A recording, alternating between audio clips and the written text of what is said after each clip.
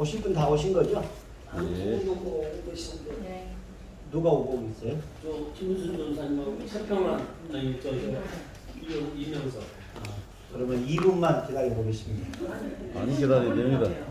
예? 안 기다려야 됩니다. 진짜? 예감도 거시기 않지. 또 소동성이 무너지는 것처럼 또.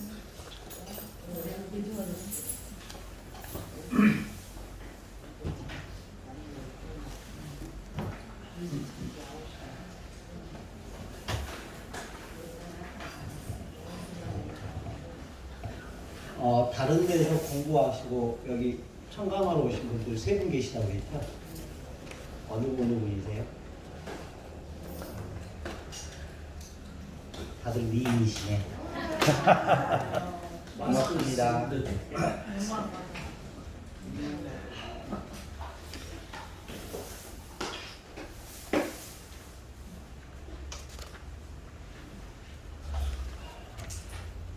지난 주일 잘 지내셨어요? 예.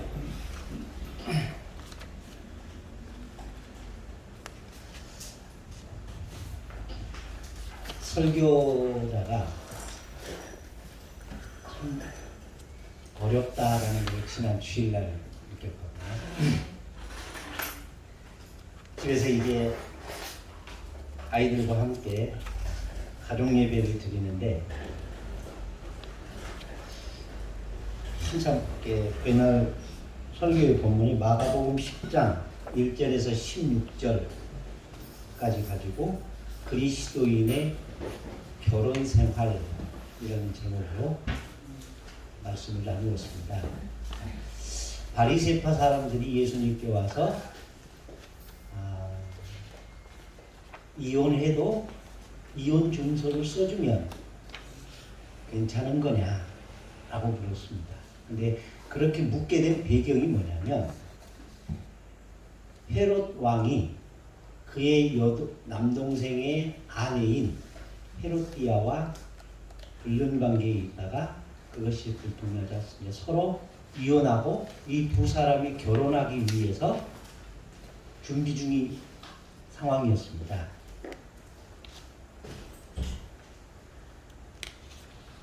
근데 그때 헤롯의 생일이 돼서 이 헤롯디아의 딸인 살로메가 헤롯의 생일날 춤을 춥니다. 그래서 사람들의 마음을 쏙 빼놓습니다. 그래서 헤롯이 내 소원이 뭐냐? 나라의 절반이라도 내가 주겠다 라는 약속을 합니다. 그때 이 살로메가 자기 엄마에게 가서 뭘 받으면 좋겠냐라고 물을 때 세리 요한의 머리를 달라고 하라. 그래서 이 헤롯이 세리 요한을 죽여서 그의 머리를 이 아이에게 줍니다. 이 사건을 놓고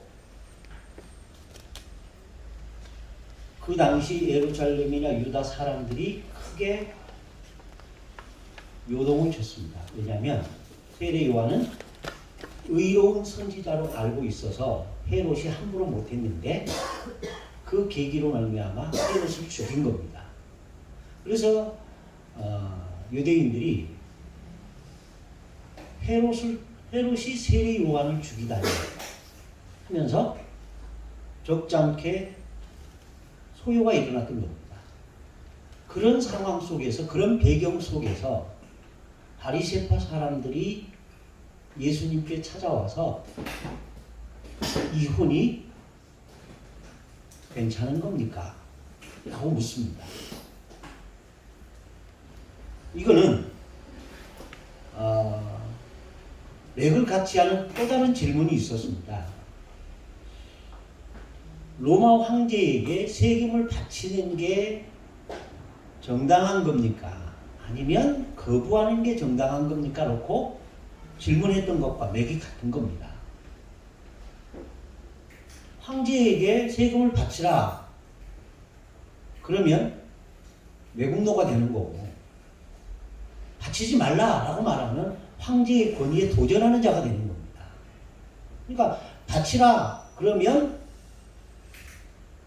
정서적인 법에 어긋나는 거고요. 바치지 말라 그러면 현행법에 어긋나는 겁니다. 그러니까 예수님은 이러지도 저러지도 못할 것이다 라고 했는데 예수님은 가이사의 것은 가이사에게 하나님의 것은 하나님께 바치라 하면서 슬기롭게 넘기신 사건이 있었습니다. 그것과 똑같은 맥락입니다. 이 질문도. 왜냐하면 이혼 증서를 써주고 이혼하라 라고 말하면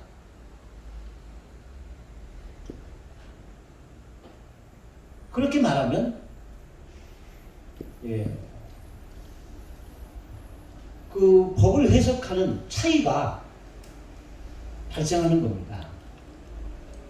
그래서 이게 헤롯의 이혼이 정당한 거냐라고 말했을 때 정당하다라고 말하면 율법을 어기는 것이 되고 정당하지 않다라고 말하면 헤롯의 심기를 불편하게 하는 겁니다. 그래서 헤롯의 이름으로 예수님을 핍박할 수가 있는 겁니다.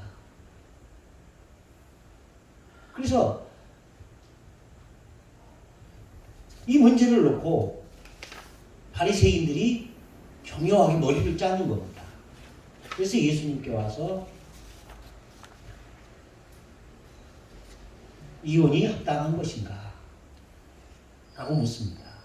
그때 예수님이 그들에게 묻습니다. 성경에 뭐라고 기록되어 있느냐? 그때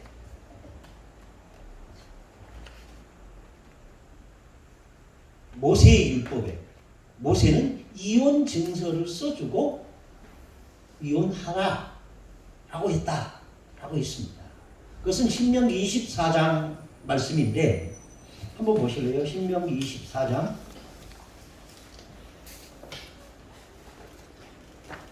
1절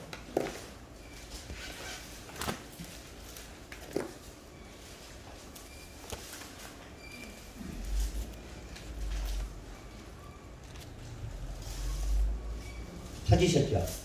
예, 읽습니다. 시작.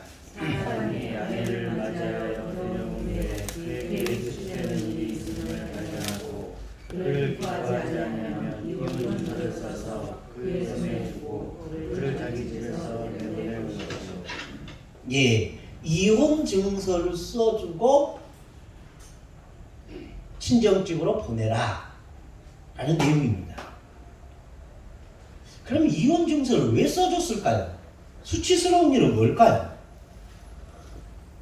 이 수치스러운 일이 뭐냐라는 것은 좀 이따 얘기하고 이혼 증서를 써주고 그 여자를 자기 집으로 자기 집에서 내보낼 수 있다 라고 있습니다. 이혼 증서는 무슨 의미일까? 왜 이혼 증서를 써줬을까? 수치스러운 일이 있으면 그냥 너 나가 그러면 되지 않겠어요? 근데 이혼 증서를 써줬다라는 얘기입니다. 이거는요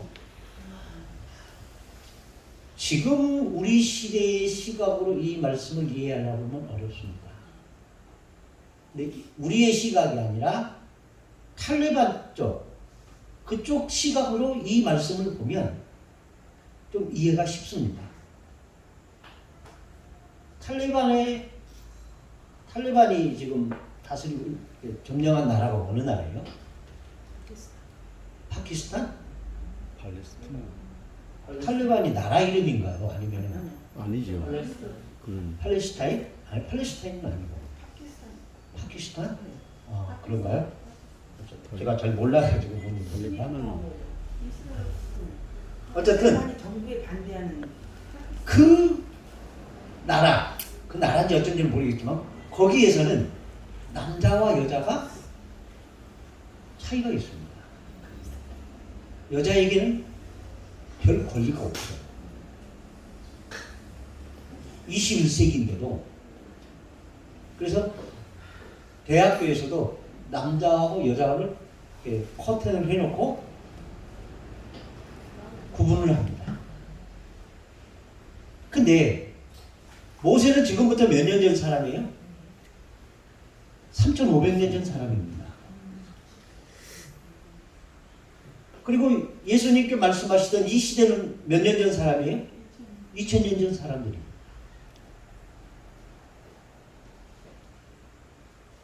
우리 시각에서도 그때는 여성의 권리가 없었습니다. 아무 힘이 없었어요. 나가 그러면 나가야겠어요.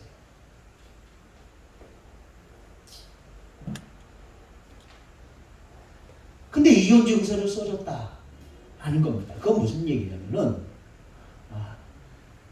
여자를 함부로 내보낼 수 있는, 내칠 수 있는 조건이 아니라 그 여자를 보호하기 위한 수단이었습니다. 이혼 증서를 써주면 그 이혼 증서는 무엇을 의미하냐면은 함부로 내보낼 수 없다라는 하나의 관례인 겁니다. 그냥 말로만 내보내라 하면 이놈저놈 다 내보낼 건데 증서를 써줘야 된다는 것은 증인이 몇 명 있어야 된다는 얘기입니다. 그 증인을 얻기가 쉽지는 않았을 거다라는 거죠. 하나는 그거고 또 다른 하나는 그 이혼 증서는 결혼할 수 있는 조건이라는 얘기입니다. 그 집에서 나왔지만은 다시 재혼할 수 있는 자격이 있는 여자다라는 얘기예요. 그런 의미로서 이혼 증서가 필요했던 겁니다. 그러니까 여자를 보호하기, 약자를 보호하기 위한 하나의 제도적 장치였다라는 겁니다. 여기까지는 문제는 없습니다. 근데 수치스러운 일을 발견하여 아내를 내보내고자 한다라고 했을 때 이 수치스러운 일이 뭘까? 두 남녀가 결혼했습니다. 근데 남자가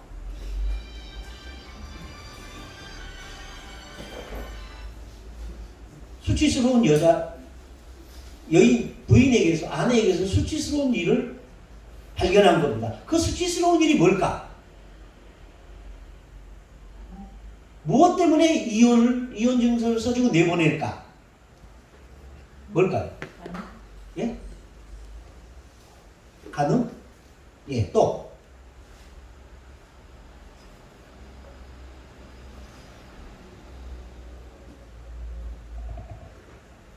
신체의 결함과 신체의 결함? 근데 신체의 결함이라는 거는 외형적인 모습을 의미하는 거예요? 그럼 결혼 전에 알았겠죠? 그런데 외형적으로 드러나지 않지만 그게 흉터나 이런 거? 여자 입장에서 그럴 수도 있겠죠. 자, 지금 이거는 공관복음의 두 군데에 나타난 얘기입니다. 마태복음 19장과 마가복음 10장에 나타난 얘기입니다. 그러니까 제가 좀 하는 거예요. 자, 수치스러운 일은 뭘까? 여자를 그때 시대에는 남자 여자를 이렇게 구분했다 했잖아요. 근데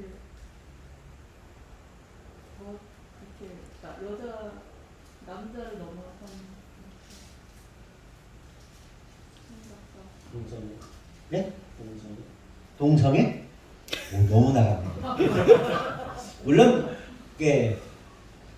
동성애라는 표현은 아니지만 남자와 남자가, 여자와 여자가, 남자가 여인이 짐승과 이런 표현들이 있습니다.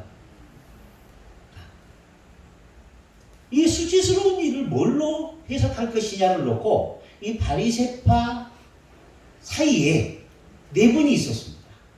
이 바리새파를 지탱하고 있던 두 명의 큰 학자들이 있었습니다. 그 학자가 누구냐면은 샤마이라는 학자고 또 다른 학자는 힐렐이라는 사람입니다. 이 샤마이가 힐렐의 선생입니다. 그러니까 힐렐이 샤마이의 제자였던 겁니다. 근데 이 샤마이는 수치스러운 일을 간음에 국한해야 한다라고 가르쳤습니다. 근데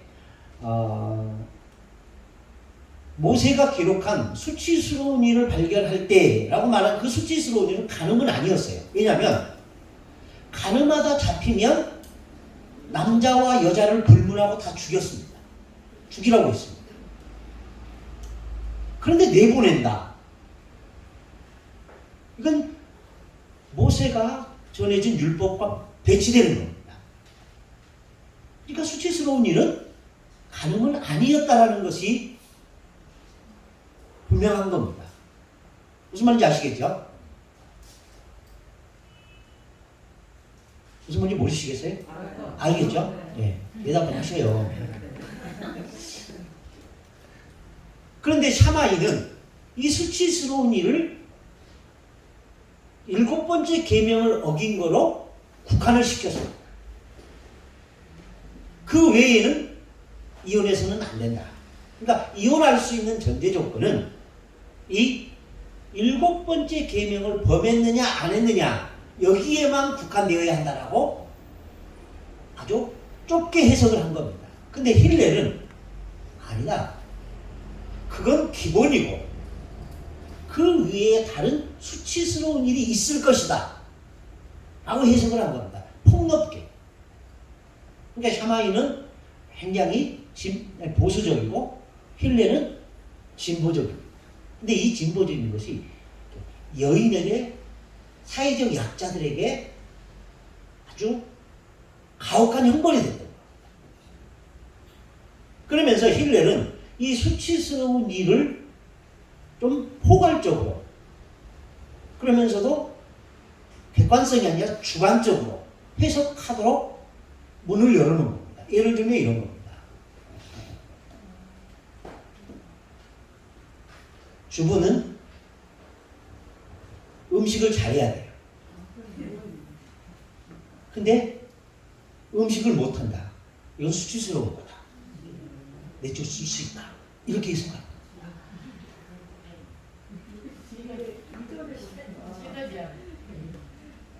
한국의 증거지야. 예? 한국의 증거지야. 유기의 증거지야. 잠깐만. 여기 4장 3절에 보니까 예. 이혼 증서를 받아서 보냈잖아요. 근데 거기서 또 결혼을 했어요. 다른 남자랑. 그 얘기는 나중에 하고. 예. 여기서 수치스러운 일이 뭐냐를 놓고 이제 바리새인들 사이에 논쟁이 있었던 겁니다.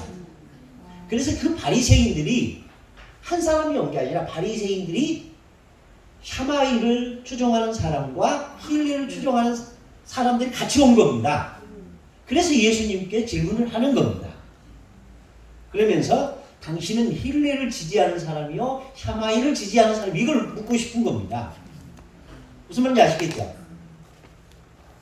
그랬을 때 힐렐은 그렇게 포괄적으로 해석을 한 겁니다. 주부는 당연히 음식을 잘해야 되는데 음식을 못한다. 이건 여자로서 수치다. 나가라 라고 할 수도 있다라는 거고요. 또 아이를 못 낳는다. 옆집에 내 친구가 장가를 주는데 그 여자보다 내 아내가 못생긴 거예요. 아, 이게 심하다. 내가 학교 다닐 때 그놈보다 공부도 잘했고 우리 집이 그 집보다 잘 사는데 내 아내가 걔보다 그 여자보다 못생겼다. 아, 이건 수치스러운 거야. 이렇게 해석할 수 있었다는 거예요. 남자가 느끼는 그렇죠. 말씀하시죠. 예. 그리고 남편에게 잔소리를 하거나 바가지 긁어도 이건 수치다. 그래서 내보낼 수 있고요. 시댁을 폄하하거나 시부모를 욕하거나 이래도 내보낼 수 있고요. 시동생이나 신우를 욕해도 내보낼 수 있고 이런 식으로 이 수치스러운 일을 해석하는 범위를 굉장히 넓혀놓은 겁니다.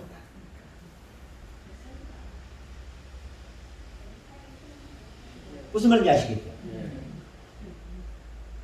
이런 그들 사이의 내부적인 충돌을 예수님은 어떻게 해석하실까를 가지고 이 사람들이 온 겁니다. 그래가지고 예수님은 어떻게 할까? 그걸 물었던 거죠. 근데 예수님은 그들의 이야기를 들으면서 모세가 너희에게 이 말을 써준 건 너희의 마음이 완악하기 때문이었다. 이렇게 해석을 합니다. 그러면서 본래 사람을 창조하신 하나님은 이혼을 허락하지 않았다. 그러면서 한 몸이어야 한다. 라는 것을 얘기하시면서 결혼의 그런 하나님이 세우신 가정의 질서, 결혼의 질서에 대한 설명을 해나가시는 겁니다. 그러면서 이제 그제 설교를 하면서 제가 이렇게 말했습니다. 첫째는 부모를 떠나는 것이다. 성경이 그렇잖아요. 남자가 그 부모를 떠나 그 아내와 한 몸이 되라. 떠난다. 라고 했습니다. 여기서 떠난다 라고 말할 때 이 떠나다라는 말이 관계의 변화를 의미하는 겁니다. 결혼 전에는 부모 중심이었습니다. 그리고 부모 우선이었습니다. 그렇죠? 그렇죠. 근데 결혼 후에는 부모 중심이 되면 안 돼요. 부부 중심이 돼요. 그렇다고 부모를 멀리하거나 섬기는 것을 면제한다 이런 얘기는 아니에요. 그리고 우선적인 관계는 부모에서 부부로 바뀌어야 되고 그 관계의 중심은 전에는 부모 중심이었는데 부부 중심으로 바뀌어야 돼요. 이걸 설명을 했습니다. 그리고 두 번째는 떠난다는 의미는 옛 습관을 버려야 된다. 결혼 전에 내가 생활하던 삶의 패턴, 이 라이프 스타일을 바꾸라 라는 얘기를 했습니다. 그러면서 결혼 전에는 늦잠 자던 것도 바꾸고 결혼 전에는 내 생각대로 하던 그런 습관이나 습성도 바꾸고 이 얘기를 하는데 갑자기 제 아내와 제 딸이 눈을 마주치면서 막 웃는 겁니다. 그래서 왜 웃는데? 그랬더니 아빠가 그 얘기는 해야 할 건 아닌 것 같아서요. 그러니까 제 집사람이 가끔 딸들 앞에서 장난치고 싶을 때 니네 아빠는 30년 전이나 지금이나 똑같아. 그러면서 바꾸지 못한 그런 생활 습관들 있잖아요.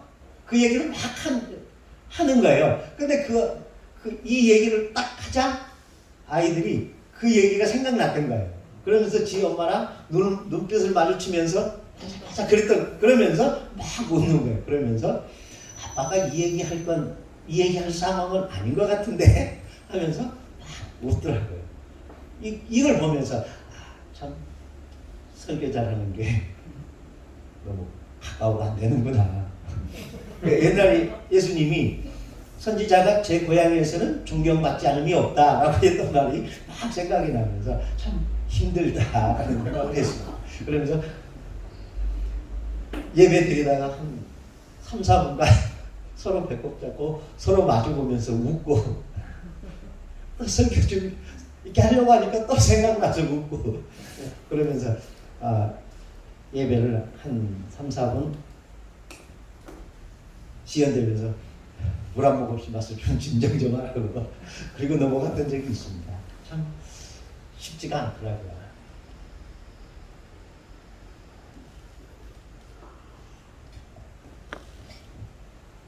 사모님 아까 뭐라고 하셨죠?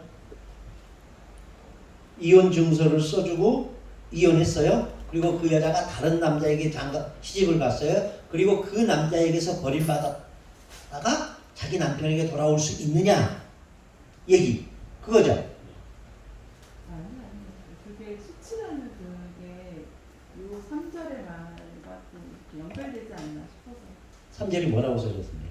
그의 둘째 남편도 그를 미워하여. 근데 그 미워하는 것들이 다양하겠죠. 그렇죠. 근데 말씀하신 게 이제 그거 같아요. 미워한다는 그 말이 지금 교수님 말씀하시기에 다 포함되는 것 같아요.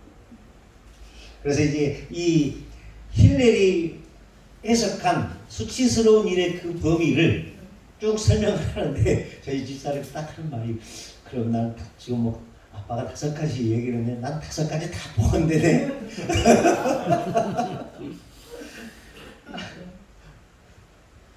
그러니까 우리 딸들이 딱 하는 말이 그럼 엄마 우리 그러면 힐레를 따라가지 말고 샤마이를 지지해야겠다 그러는 거예요.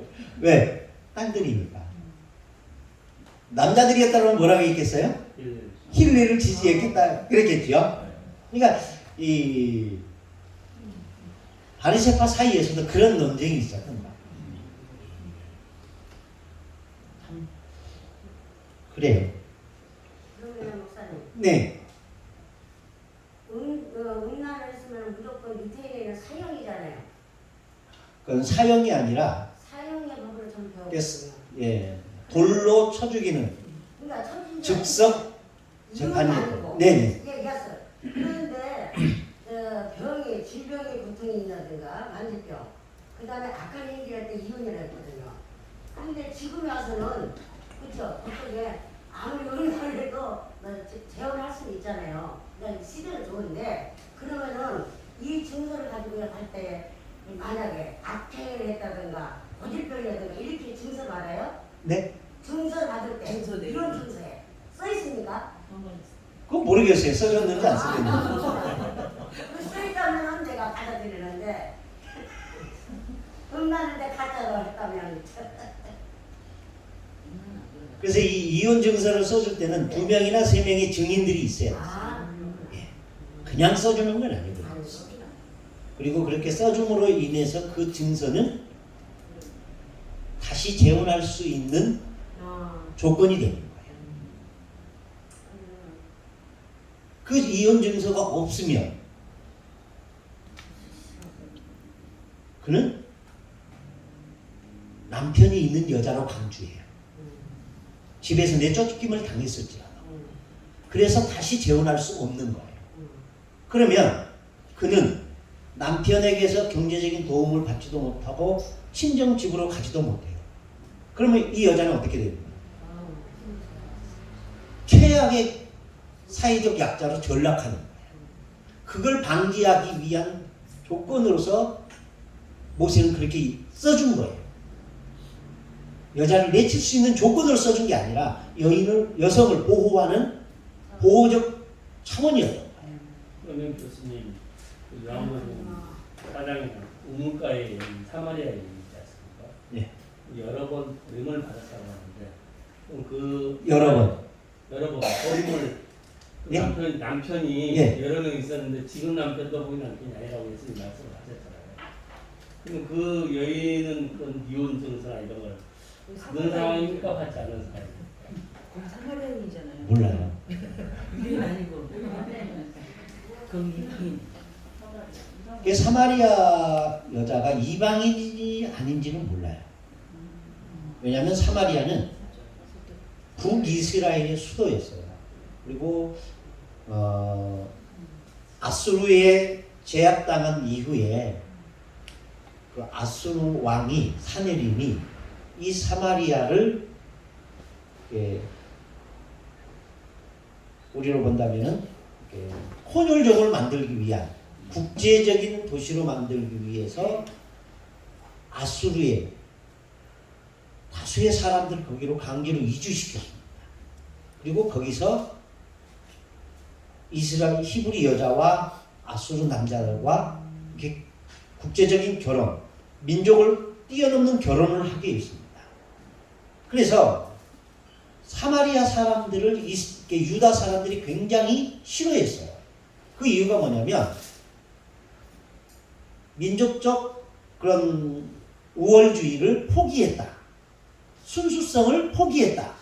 그것 때문에 그런 겁니다.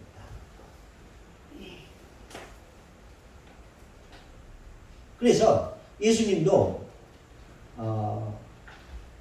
사마리아를 피하여 갔다. 그런 얘기도 나오고요. 그리고 사마리아를 질러가다가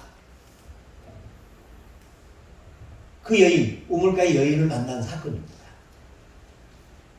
그래서 이 여인이 이방인인지 아니면 유대인인지는 몰라요. 그렇지만 분명한 것은 그는 여러 번 결혼했던 여자, 그리고 이혼했든지 사별했든지 그런 여인이었던 건 맞아요. 근데 그 여자가 증서가 있었느냐 없었느냐 그건 모르겠어요. 없었을 가능성이 많은 것 같은데.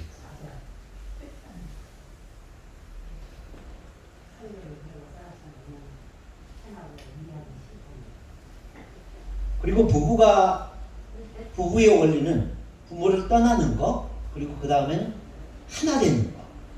근데 이 의미가 굉장히 떠나는 것과 합하는 거는 정반대예요. 그렇죠? 그런데 합하기 위해서는 떠나야 되는 건 맞아요.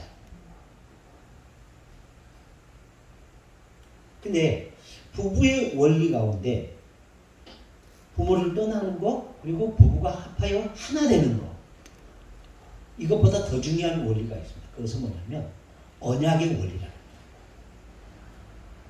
그리스도인의 결혼은 언약의 원리. 이 언약은 그 어떤 것보다 우선적인 겁니다. 그럼 여러분들은 언약을 중시합니까? 사랑이 중시됩니까? 여러분 결혼할 때 언약을 믿고 결혼합니까? 사랑을 믿고 결혼합니까?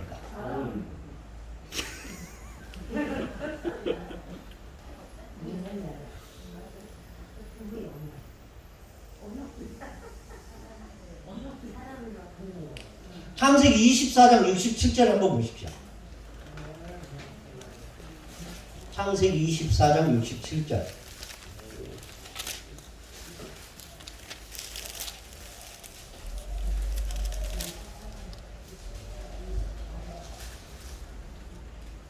시작. 이삭이 리브가를 기도하여 그의 어머니 사라의 장막으로 드리고 그를 맞이하여 아내로 삼고 사랑하였으니 이삭이 그의 어머니를 장례한 후에 누를 얻었더라. 이삭이 리브가를 인도하여 자기 모친 리브가의 장막으로 드리고 그를 취하여 아내로 삼았다. 그리고 그를 사랑하였다.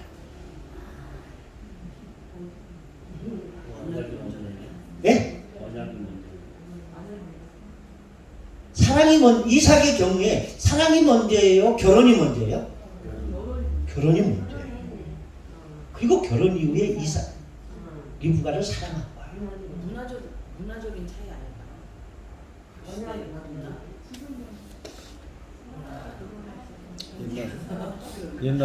옛날에는 우리가 100년 전으로 돌아가 보십시오. 여러분의 선조들 연애하고 결혼했을까요? 중매로 결혼했을까요? 먼저 결혼하고 애를 낳은. 100년 전에 얼굴도 몰라요, 성도 몰라요, 아무것도 몰라요. 우리 엄마 아빠가 하라고 그러니까 했어요. 근데 그 사람들이 잘 살았어요, 못 살았을까요? 못 살았어요. 잘 산 사람. 못 살았으면 여러분 없는 거예요. 잘 살았지. 자, 제가 이야기하고 싶은 건 뭐냐면요, 우리는 그리스도인마저도 결혼의 최우선의 조건은 사랑이어야 한다고 말하는데, 그 사랑 이전에 그리스도인은 하나님의 개입이 있었다는 거예요. 이걸 우리는 인정해야 돼요. 두 분도 그러셨구만. 하나님의 개입, 다시 말하면 하나님의 섭리. 좀 더 직설적으로 말하면 하나님의 애정이 없었다면 우리는 그를 만날 수가 없었어요. 아멘. 그리고 오늘에 이룰 수 없었어요. 우리가 만나서 사랑하게 된 그 모든 과정 속에서 하나님의 계획, 하나님의 작정, 하나님의 섭리, 쉽게 말하면 하나님의 쭈물딱거리심, 여기에 우리가 있었던 거예요. 그래서 그를 만난 거고 그를 사랑하게 된 거예요.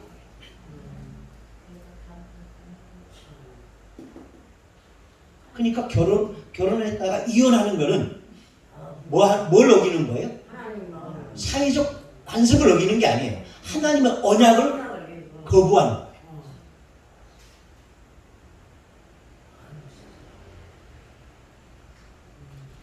아브라함이 그의 아내 사라를 맞이하는 이야기가 있어요, 없어요? 없어요. 야곱이 그의 아내를 맞이하는 이야기가 있어요, 없어요? 있어요. 근데 야곱은 하나님의 섭리를 거부하고 자기 방법대로 하려고 했어요. 그게 뭐예요? 하나님의 섭리는 레아였어요. 근데 야곱은 누구를 좋아해요? 라헬을 좋아해요. 그래서 야곱의 인생이요, 꼬이고 꼬인 거예요. 근데요, 하나님의 섭리와 그 섭리에 순응했던 이삭은요, 인생에 고비가 딱 한 번밖에 없어요. 근데 그 고비마저도 이삭은 넘어가요.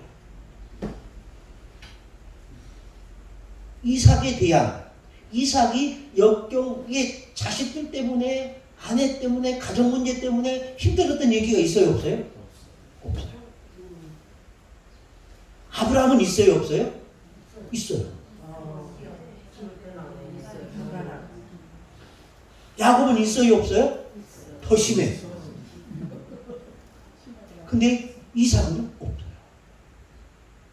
그러니까 이삭은요, 쓸 이야기가 없는 거예요. 너무 교과서적인 삶을 살았어요.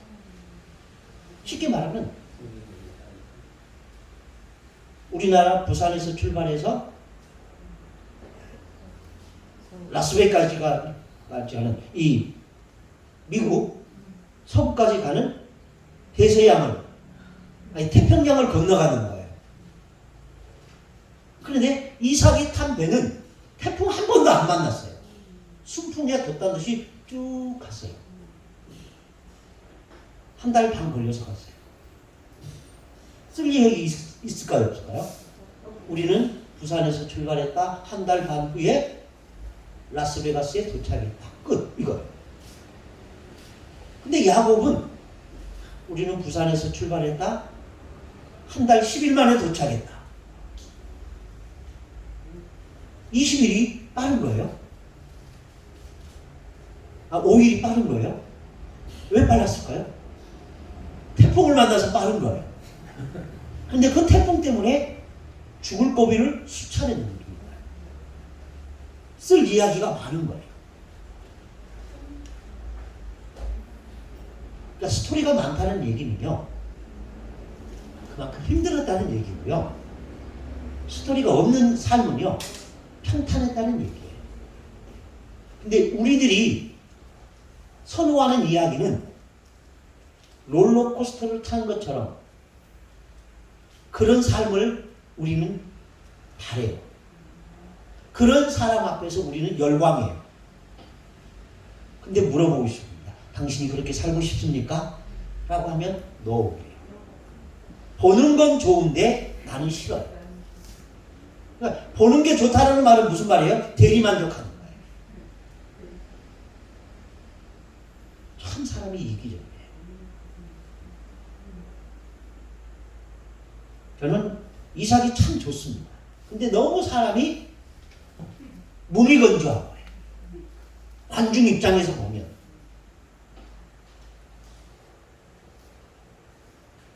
우리는 이런 거예요.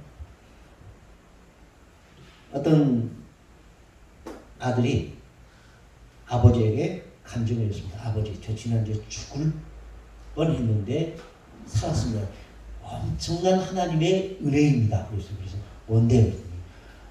자동차를 타고 가다가 전복이 됐는데 10m 낭떠러지로 굴러 떨어졌습니다. 그래서 자동차는 폐차했는데 저는 말짱합니다. 이 얼마나 큰 은혜입니까?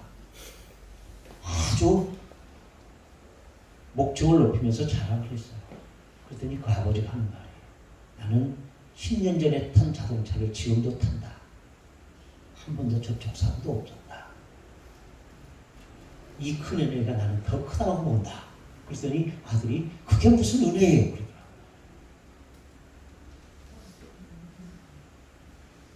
그러더라고요. 10년간 아무 사고 없이 탄 게 은혜예요? 아니면은 10m 낭떠러져 떨어져서 회차 한 개 은혜. 나름대로. 네? 나름대로 한번 떨어져 보세요. 이삭의 삶이 그런 거예요. 10년을 탔어도 아무 사고 없는 삶. 근데 야곱의 삶은 새 차 뽑았는데 석 달 만에 전복해가지고 또 새 차를 뽑아야 되는 그런 삶. 남자들은 야곱의 삶을 좋아할지 몰라요. 여자가 넷이잖아요. 근데 야곱이 얼마나 불행했을까 싶어요. 야곱의 마음은 라헬에게 가 있었어요. 그런데 밤마다 딴 여자가 나와서 오늘은 내 침실로 들어오십시오.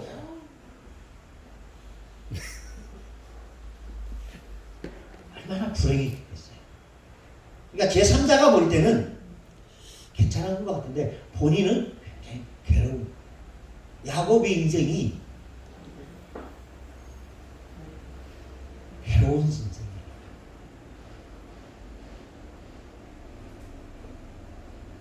무슨 얘기가 돼 여기까지 왔습니까? 결혼은 사랑이 우선이 아니라 언약의 기본 하에 시작되는 거예요.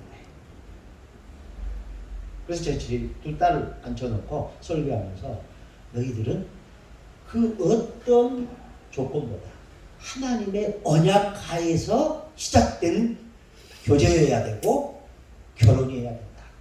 그랬더니 두 딸이 아멘 해요. 그래서 그래 그 믿음이 끝까지 갔으면 좋겠다 하고 마쳤습니다. 근데 현대인들은 이 언약으로서의 결혼을 별로 인정하고 싶지 않는 거예요. 조건이 중요해요. 하나님의 언약보다 보이는 조건. 그래서 그 조건이 사라지면 결혼도 깰 수 있다고 생각해요. 그렇지만 결혼은 창조의 질서예요. 그리고 창조의 질서를 완성하는 게 하나님의 결혼이에요. 그런데 바리새인들은 인간적인 관습 이걸 앞세워서 그 창조의 질서를 훼손을 합니다. 그래서 예수님께서 그렇게 말씀하신 거예요. 하나님이 짝지어진 것을 사람이 나눌 수 없느니라. 모세가 그렇게 이야기한 것은 그때 그 사람들의 마음이 하도 악했기 때문에 그걸 허락한 거지. 모세가 이혼을 찬성한 것은 결코 아니었다. 이런 얘기.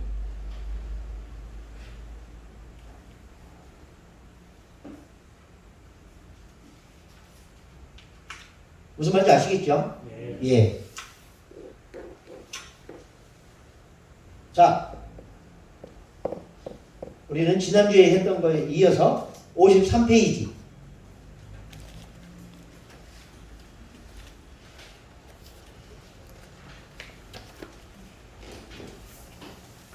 교재요.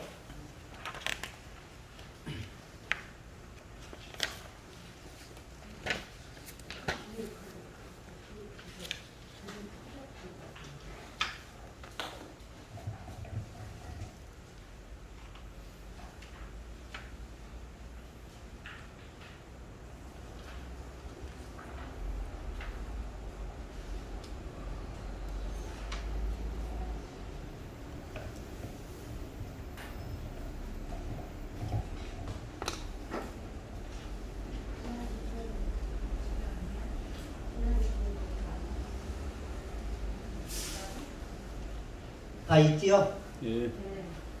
아, 오늘 처음 오신 분들 없으시지요? 아,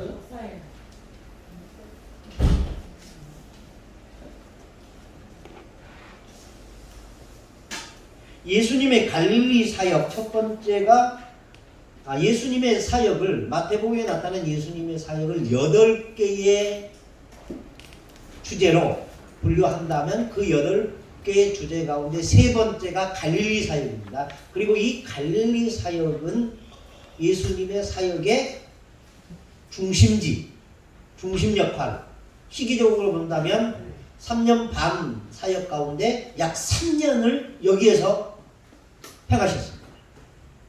그래서 여기에서 가장 많은 이적과 기적을 행하고 가장 많은 가르침을 주셨습니다. 그리고 그 갈릴리 사역의 중심지가 어디였다? 나홈의 고향.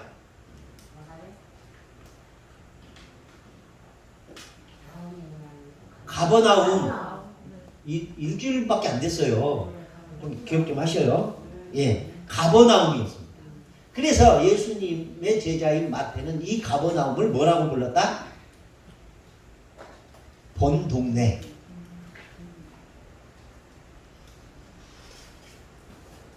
기억나시죠? 예. 마태 세리의 직장이 있던 곳이고 베드로와 안드레의 고향이고 베드로의 처가가 있는 곳이고 베드로와 안드레의 동업자인 야고보와 요한의 고향이고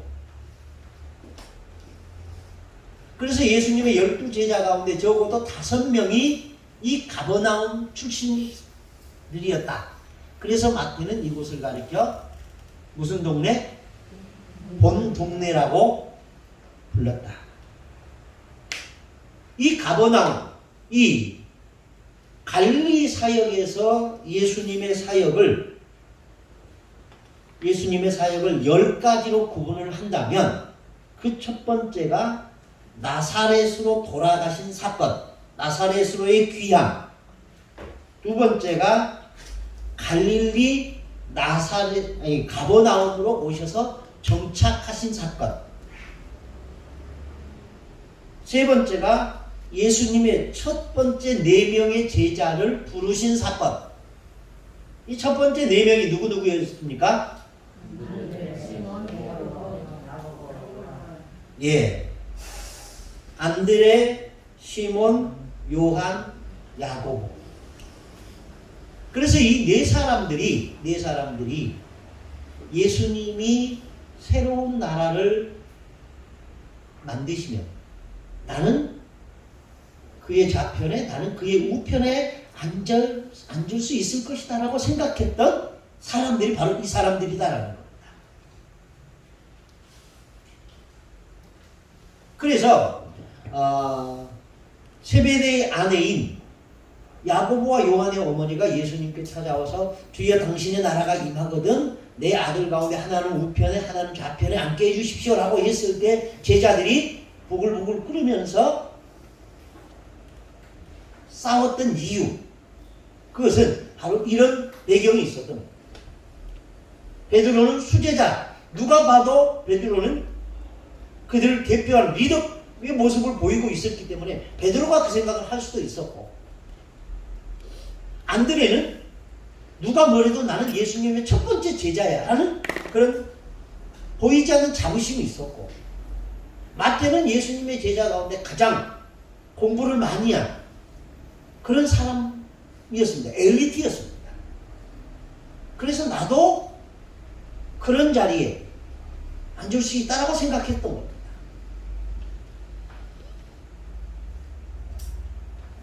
그리고 네 번째가 병든 자와 귀신 들린 사람들을 치유한 사건. 그리고 5번째가 마태복음 5장부터 7장까지 기록된 산상수훈. 너희는 복이 있는 사람이다. 8가지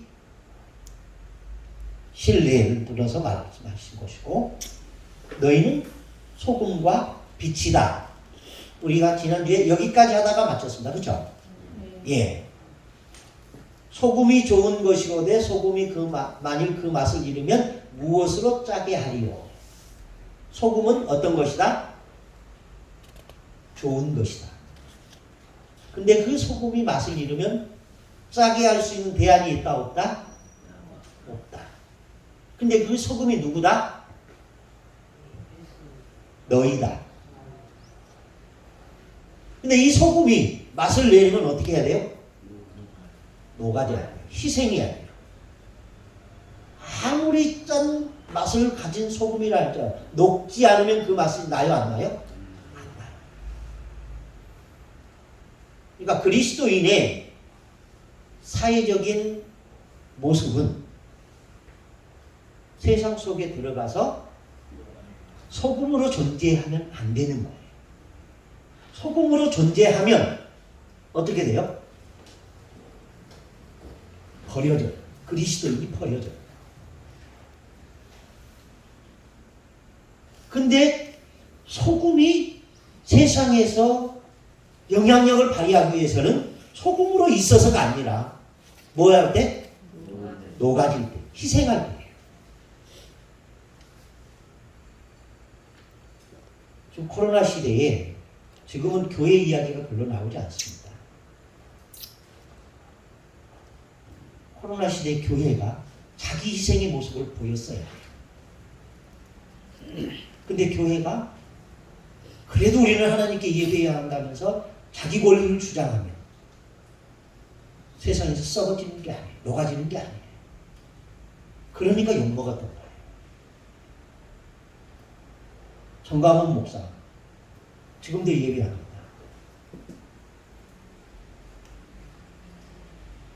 칭찬받습니까? 세상으로부터 버려지는 거예요.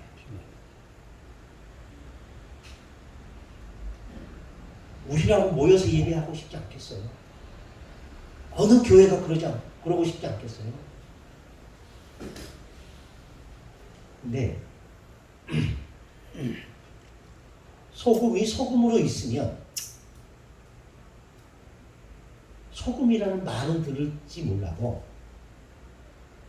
세상으로부터 버려질 수밖에 없다는 거 기억하시고, 소금은 맛을 내는 게 본분인데 그 맛은 소금으로 있을 때 나는 게 아니에요. 언제 나요? 녹아질 때 나는 거예요.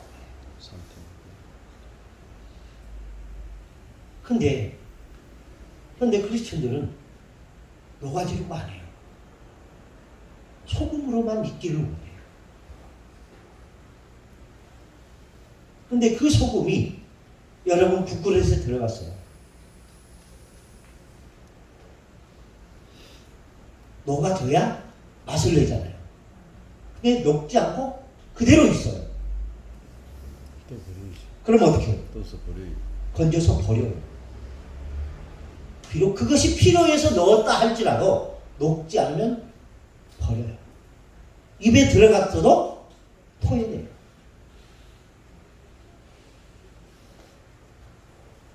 소금이 아니라서 버려진 거 아니에요. 뭐에서 버려진 거예요? 녹지 않아서 버려진 거예요. 이 시대에 교회가 아니라서 욕먹는 거 아니에요. 필요치 않아서 욕먹는 거 아니에요. 자기 희생을 안 하니까 욕먹는 거예요.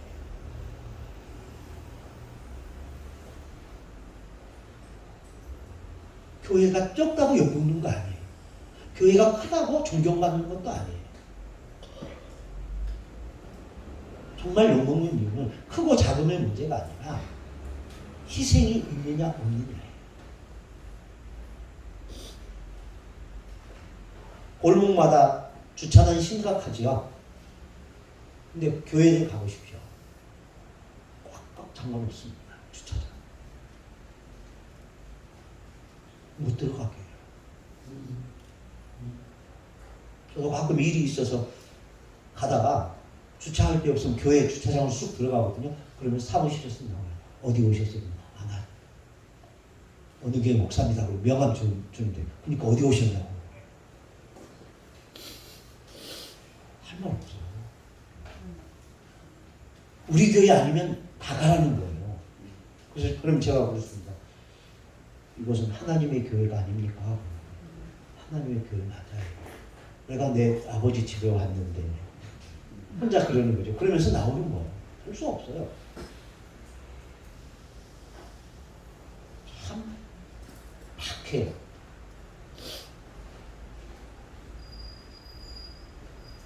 여러분이 나중에 교회 크게 하시면 주차장 크게 하시고 월요일부터 금요일까지는 팡팡 열어주세요. 아멘. 그리고 주일날만 그분들한테 양해 구해서 우리가 이렇게 해야 되니까 좀 비워주세요 하면 안 들을 사람 있겠어요? 그러니까 초가 있다고 세상이 밝아지는 거 아니에요.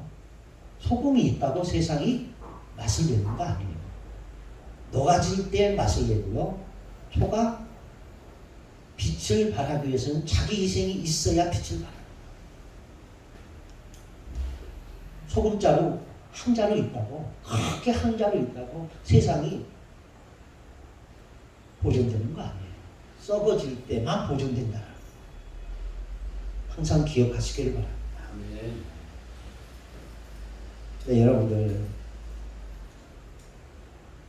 여러분들이 음식을 할 때 소금을 한 주먹씩 넣습니까? 스푼으로 조금씩 넣습니까? 진짜 맛을 내는 소금이요, 조금씩 넣어요. 물론 큰 김치 공장에 있으면 마대자루로 넣겠지만 진짜 세상을 행복하게 하는 맛은요, 조금씩 넣는 맛이에요. 진짜 사람을 행복하게 하는 교회의 크기는 여의도 순복음 교회만이 아니라는 거예요. 작은 티스푼으로 넣는 그 소금 몇 방울이 그 식탁에 앉은 사람들을 기쁘게 하는 거죠. 여러분의 교회가 작아도 결코 실망하지 마시기 바랍니다. 아멘. 교회의 사이즈는 크고 작음의 문제가 아니에요. 소금을 교회가 작은데 음식은 적은데 소금을 한 가마씩 부어 넣으십시오. 어떻게 되겠어요? 이것도 저것도 아니에요.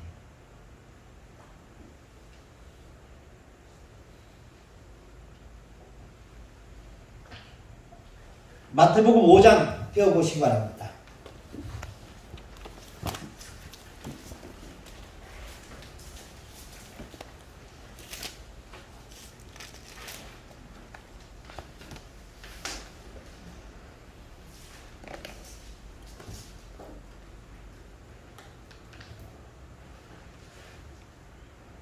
(17절부터 48절까지) 율법에 관한 예수님의 가르침입니다. 내가 율법이나 선지자를 폐하러 온 줄로 생각하지 말라. 폐하러 온 것이 아니요 완전하게 하려 함이라 하면서 천지는 없어지기 전에 율법의 모든 것은 이루어질 것이다. 19절 같이 시작. 그러므로 누구든지 이 계명 중에 지극히 작은 것 하나라도 버리고 또 그같이 사람을 가르치는 자는 천국에서 지극히 작다 일컬음을 받을 것이요 누구든지 이를 행하며 가르치는 자는 천국에서 크다 일컬음을 받으리라. 20절. 내가 너희에게 이르노니 너희 의사 정의관과 바리새인보다 더 낫지 못하며 결코 천국에 들어가지 못하리라. 예. 제가 시작하면서 설교가 참 어렵다라고 했잖아요. 그러면서 우리 딸들이 지 엄마랑 눈빛을 마주치면서 막 웃었다고. 자,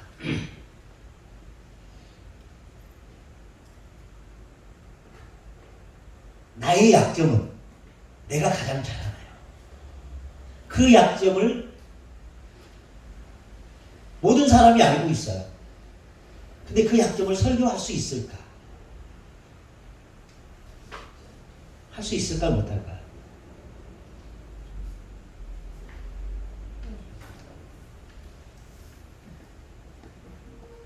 내가 만약 예를 들어서 내가 절도죄로 교도소 갔다 왔어요. 그리고 회개했어요. 그리고 모든 사람들이 절도범이라고 나를 알아요. 도둑질하지 말라라는 말을 나 설교에서 자신 있게 할 수 있을까라는 거예요.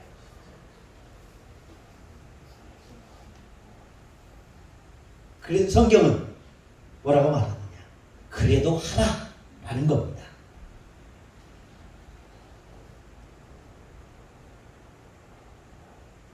그런데 사람은 그게 쉽지가 않아요. 그렇죠? 예. 왜 그럴까요? 제가 그렇게 설교하면 듣는 사람들이 뭐라고 생각할까 봐서. 이영애 씨가 한 유명한 대사가 있죠. 예, 너나 잘하세요. 라고 할까 봐서. 그럼 우리는 이렇게 생각합니다. 복복 있고 판사들은 정말 깨끗할까?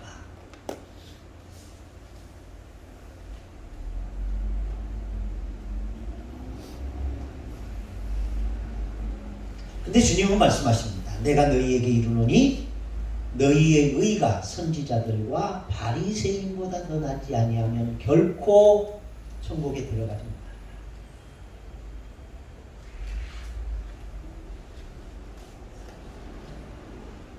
그러면서 이제 21절 옛사람에게 말한 바 살인하지 말라.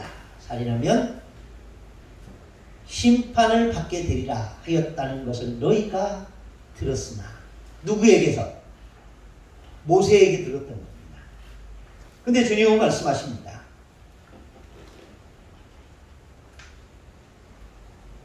나는 너희에게 이르노니 형제에게 노하는 자마다 심판을 받게 되고 형제에 대하여 라가라 하는 자는 공의에 잡히게 되고 미련한 놈이라 하는 자는 지옥불에 들어가게 되리라. 모세보다 훨씬 더 강화된 말씀입니다. 여러분 화 안 내십니까? 형제에게 노하는 자마다 심판을 받게 된다. 라가라 하는 자는 공의에 잡히게 된다. 미련한 놈이라 하는 자는 지옥불에 들어가게 된다. 우리는 하루에도 몇 번씩 가게 될 사람들입니다. 간음하지 말라 하는 것을 너희가 들었다. 나는 너희에게 말한다. 음욕을 품고 여자를 보는 자는 이미 마음에 간음한 것이다.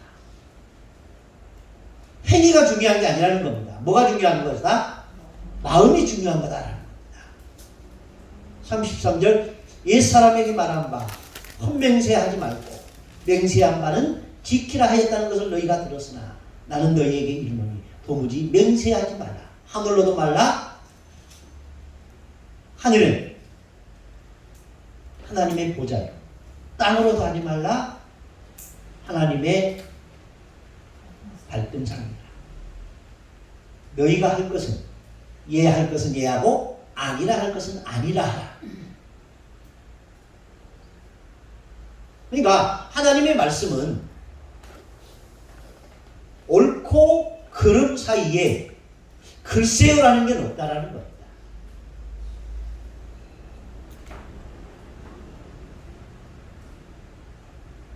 38절 또 너는 눈으로 이런 이로 하였다는 것을 너희가 들었다. 그러나 나는 너희에게 말한다. 악한 자를 대적하지 말라 하면서 속옷을 가지고자 하는 자에게 겉옷을 주고 억지로 오리를 가게 하는 자에게 심리를 주고 하고 구하고자 하는 자에게 거절하지 말라.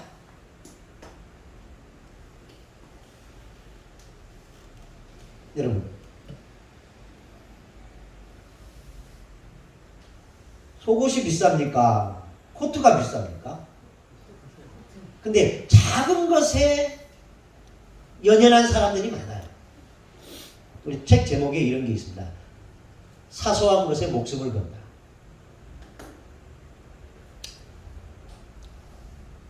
그리고 작은 이익을 바라보다가 큰 걸 놓친다. 그런 얘기 있죠? 예. 그러니까 그리스도인들은 작은 것은 뭐냐면 이 세상의 것이에요. 큰 것은 하나님의 나라의 것이에요. 그러니까 이 땅에 있는 작은 것들을 바라보다가 천국을 놓칠 수 있다는 겁니다. 예수님이 두로와 시돈에 갔을 때 한 여인을 만났습니다. 마가복음 9장인가 나오는 얘기입니다. 누가복음에는 가나안 여자라고 나옵니다. 그 여자가 예수님께 찾아와서 내 아이를 고쳐주소서라고 말합니다. 그때 예수님이 나는 이스라엘 외에 다른 데로 보내심을 받지 않았다 라고 말하면서 거절합니다. 그러면서 자녀의 떡을 취하여 개에게 주는 것은 마땅하지 않다 라고 얘기합니다. 그때 그 여자가 뭐라고 말합니까? 옳습니다. 개들도 주인의 상에서 떨어지는 부스러기를 먹나이다. 그 부스러기는 이방인을 얘기하는 거예요. 상에 둘러앉은 사람은 히브리 사람들이 얘기하는 거예요. 근데 마치 우리가 그 땅에서 떨어지는 부스러기, 그 빵 조각, 그걸 바라보다가 정말 상의 음식은 놓칠 수가 있다는 얘기예요. 그래서 예수님은 항상 하시는 말씀, 너희는 이렇게 들었으나 나는 이렇게 말한다. 너희가 천국에 들어가고자 할 때는 이렇게 해야 한다 라고 얘기하는 거예요. 그러면서 악한 자를 대적하지 말라. 눈은 눈으로 하라고 했다고 했지만 너희는 눈은 눈으로 하면 된다 안 된다? 안 된다.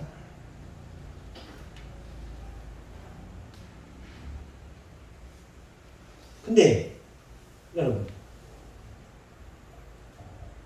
오른밤 치면 어떻게 해야 돼요? 그러면 바보 취급받습니다. 적어도 오른밤 때리면 너도 오른밤 쳐라 이렇게 가르칩니다.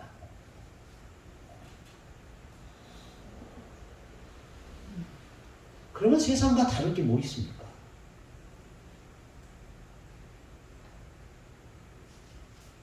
그래서 저희는 예배 끝나고 마지막 순서에서 집으로 돌려보낼 때 파송의 말씀에 항상 그 말을 합니다. 뭐라고 하느냐? 이렇게 합니다. 평화 가운데 세상으로 돌아가십시오.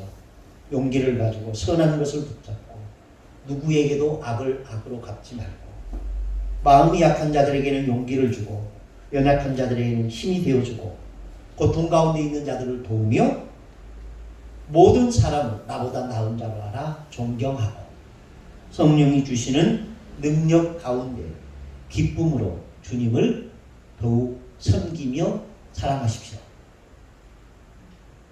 그러면 성도들은 이렇게 화답합니다. 아멘.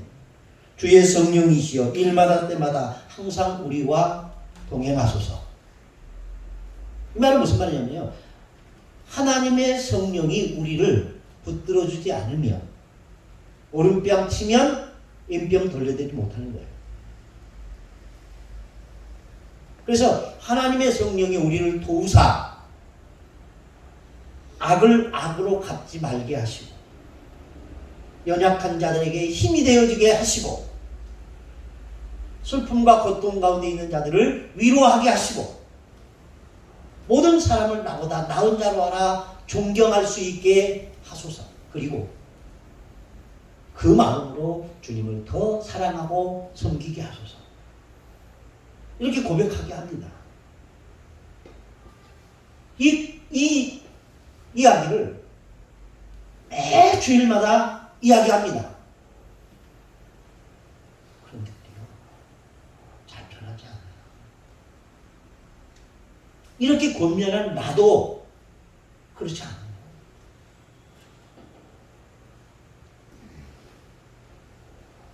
(1년을) 했습니다. 변함이 없습니다. 2년이 없습니다. 변함이 없습니다. 10년이 했습니다. 그래도 별로 변함이 없습니다. 그러면 10년 했는데 별 효과가 없어 그만두자. 아니 그래도 해야 돼. 언제까지? 그 놈이 죽을 때까지 하는 거예요.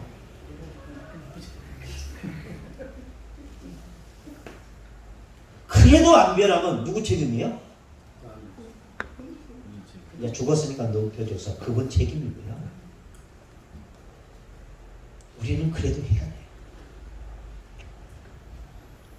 원수를 43절 내 이웃을 사랑하고 원수를 미워하여 하라 하였다는 것을 너희가 들었으나 나는 너희에게 말하며 원수를 사랑하며 너희에게 박해하는 자를 위하여 기도하라.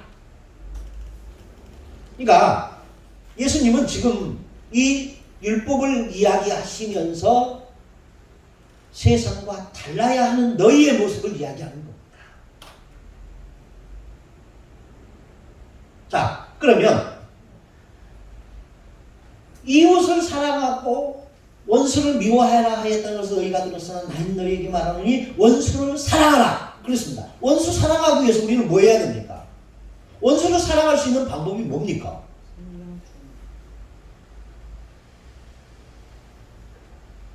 다시 13절로 넘어가겠습니다.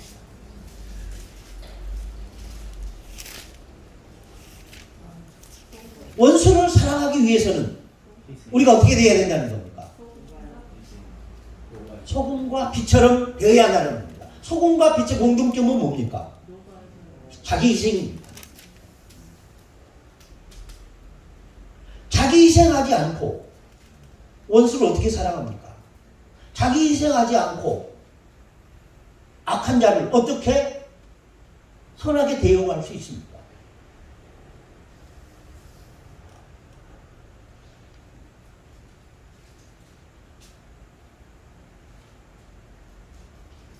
(6장으로) 넘어가겠습니다. 구제함에 대하여, 기도에 대하여, 금식에 대하여 18절까지. 이것은 이스라엘 사람들이 생각하던 3대 종교적 의였습니다. 구제와 기도와 금식. 옛날에는 금식을 꽤 많이 했습니다. 요즘 금식한다는 사람들이 참 찾아보기가 쉽지가 않아요. 목사님 금식 언제 해보셨어요? 이건 추석 명절 때. 추석 명절 때 하루는 금식이라고 말하면 안 돼요. 그냥 기도했습니다라고 하시고, 적어도 금식은 일주일 이상 할 때. 그건 제 견해예요. 하루는 희생의 의미는 별로 없어요. 참는 의미가 있겠지만 그래도 안 하는 놈보다는 훨씬 나아요. 그렇게 하시는 분들이 안 하는 나 같은 놈보다는 훨씬 나아요. 존경합니다. 근데 이 금식을 왜 하느냐는 얘기예요. 금식을 왜 할까요?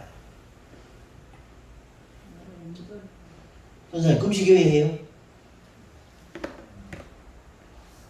뭔가를 이제 구할 때. 뭔가를 구할 때. 그러니까 하나님 앞에 떼쓰기 위해서. 예?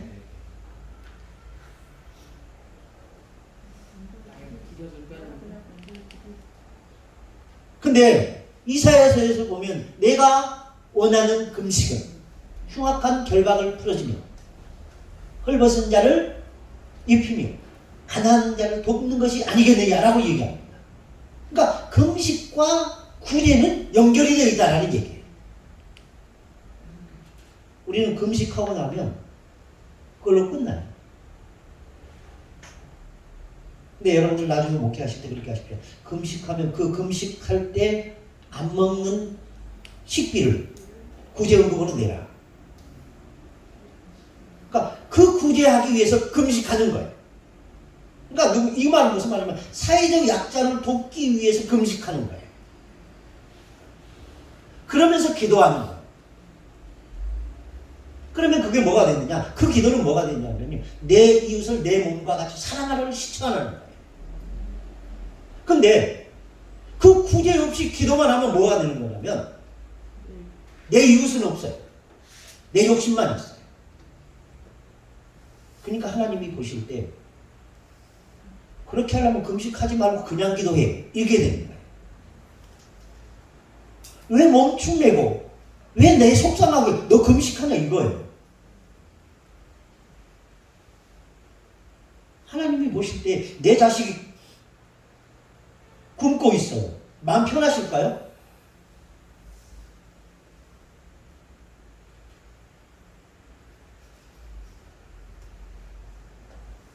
참 그거 하나님이 보실 때 마음이 편하지 않을 것 같아요. 근데 그렇게 금식해서 또 다른 가난한 자, 또 다른 사회의 약자를 돕기 위해서 한다면 그건 하나님이 기뻐하셔요. 그러니까 금식하실 때 금식을 위한 금식하지 말고 또 다른 목적, 그것은 선교든 구제든 가보다 약한 자, 사회적 약자를 돕기 위한 목적을 가지고 금식하십시오. 그러면서 기도하십시오. 그러면 그 기도는 여러분이 생각하는 것보다 훨씬 더 하나님을 기쁘시게 하는 금식이 되고 기도가 돼서 응답이 있을 거라고 믿습니다. 근데 우리는 그 처음에 우리 구약의 선지자들이 금식할 때 그 금식의 마음을 잃어버리고 내 욕심과 내 욕망을 채우기 위한 수단으로 하나님과 싸우는 거 아니겠는가?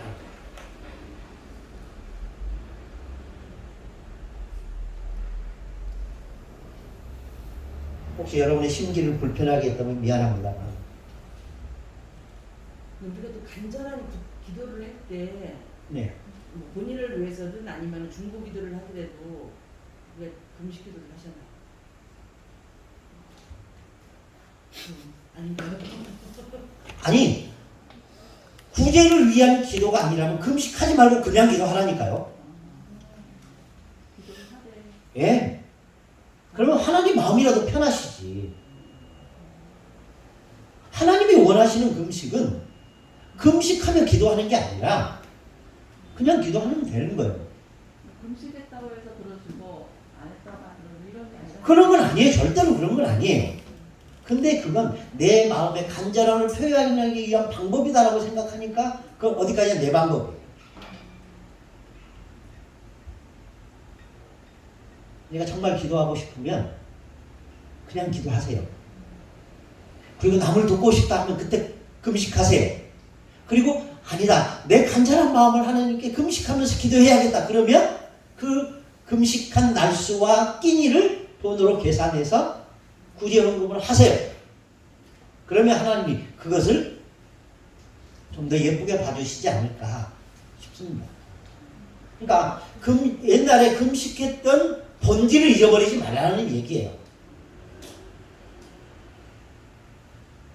그러니까 바리새인들이 우리는 하루에 3번씩 기도하고 일주일에 2번씩 금식하고 박하와 회양에 11조도 드렸습니다라고 했습니다. 그래서 예수님이 뭐라고? 그래서 어쩌라고? 예수님 이렇게 말씀하시잖아요. 그래서 어쩌라고?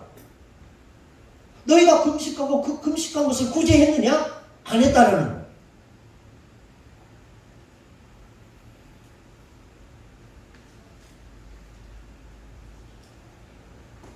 그런데 한 죄인은 성전 뒤에서 어떻게 기도해요? 울면서 기도했는데 하나님이 누구의 기도를 들었다고 했어요? 바리새인의 기도를 들어요? 세리의 기도를 들어요? 세리의 기도를 들었다. 우리가 지금 이 시대의 바리새인이 아닌가 봐요. 본질을 잃어버리고 외형만 쫓아가는 거. 금식의 본질은 잊어버리고 기도만 쫓아가는 거. 이건 21세기 바리새인입니다. 하나님의 말씀을 실천하는 자가 아니라 하나님의 말씀을 판단하는 자예요. 그래서 예수님 앞에 와서 이혼하는 게 옳습니까? 그럽니까? 이거는 따지는 거예요.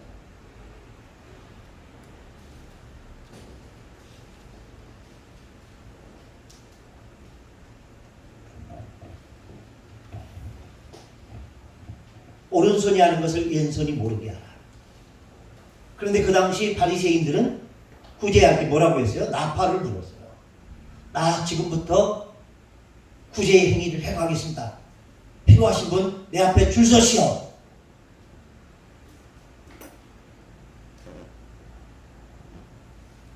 기도할 때 골방에 가서 기도하라고 했습니다. 그런데 바리새인들은 기도할 시간이 되면 일부러 외출해요. 그리고 시간 딱 되면 내거리에 무릎 꿇고 손 팍 들고 나 기도한다 이야기합니다. 금식할 때 어떻게 기도해요? 세수도 안 하고 어제대한 모습으로 나 지금 며칠 동안 금식 중이야 하면서 다 주고 간 모습으로 사람들에게 보이는 거예요. 그건 사람에게 보이는 거지 하나님께 보이는 게 아니다라고 주님 말씀하세요. 그러면 골방은 어디일까? 기도할 때 중언부언하지 말고 골방에 들어가 기도하라 그러잖아요. 그러면 골방이 어디일까요? 지하실방?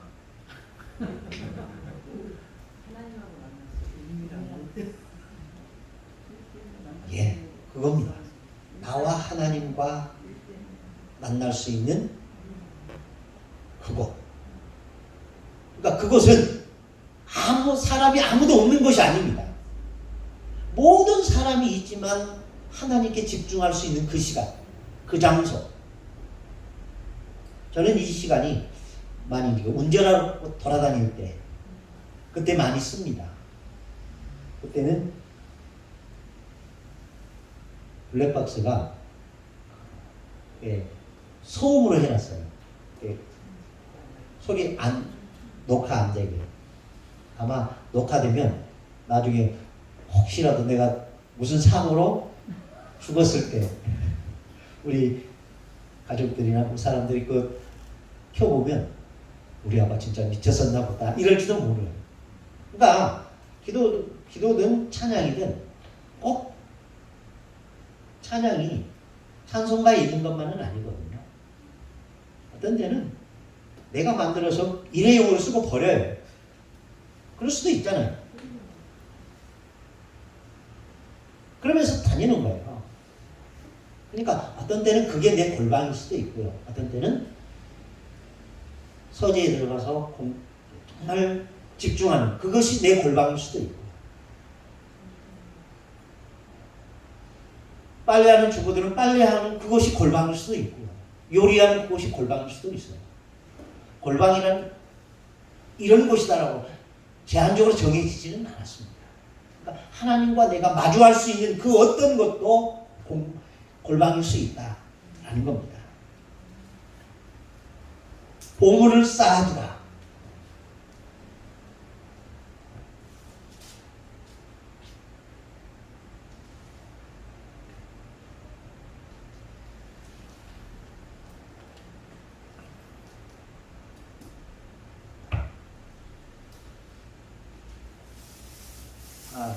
주기도문 먼저 좀 해보겠습니다. 9절부터 13절까지. 이 주기도문을 가르친 배경은 뭡니까? 제자들의 요청이었습니다. 그 당시에는 제자들을 데리고 있는 스승들은 제자들에게 기도의 법을 가르쳤다고 합니다. 그래서 요한도 제자들에게 기도를 가르쳤습니다. 그러니 우리에게도 가르쳐 주십시오 라고 했을 때 예수님이 주기도문을 가르쳤습니다. 그 내용입니다.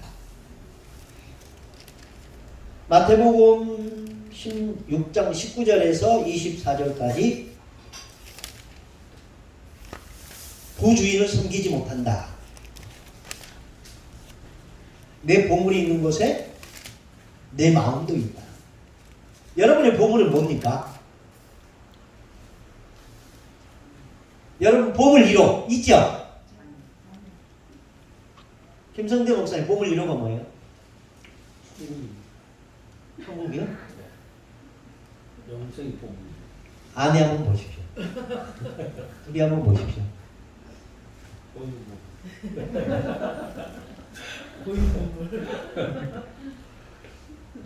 벌써 이렇게 마음이 바뀌어요.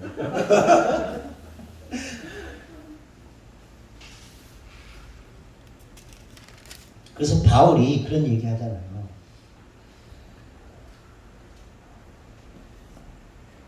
장가가지 않아도 된다면 장가가지 마라. 시집가지 않아도 된다면 시집가지 마라. 왜? 장가가면 어떻게 하면 내 아내를 기쁘게 할까 하여 그에게 마음을 뺏기고 여인은 어떻게 하면 내 남편을 기쁘게 할까요? 내 마음을 뺏긴다. 주님이 말씀하신 거죠. 근데 장가가도 죄가 아니고 시집가도 죄가 아니에요. 왜 장가가고 시집가라고 했느냐? 시집가지 않고 장가가지 않음으로 인하여 너희의 음욕이 불타듯하여 죄를 짓기 때문이다. 그러나 나처럼 바울은 그 얘기를 이제 해석해서 하기를 나처럼 그냥 지내는 것이 좋다. 그러나 그것이 다 받을 수 있는 것이 아니라 하나님의 나라를 위하여 고자된 자만 가능하다. 라고 얘기하면서 그 얘기를 설명한 거예요. 내가 여러분들이 묻는 이유가 여러분에게 보물은 뭡니까? 라고 묻는 이유가 그 보물이 무엇이냐에 따라서 우리의 마음을 빼앗겨요.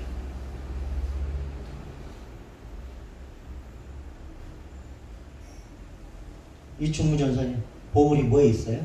혹시 혼자만 간직하고 있는 보물이 있어요? 없어요? 그것만 얘기하시오. 혼자? 생각하면 없는 거예요. 진짜요. 생각 좀 해보고 그러면 없는 거예요. 없는 것 같아요. 근데 보물 하면 딱 먼저 떠오르는 사람들이 있어요. 그 사람은 있는 거예요.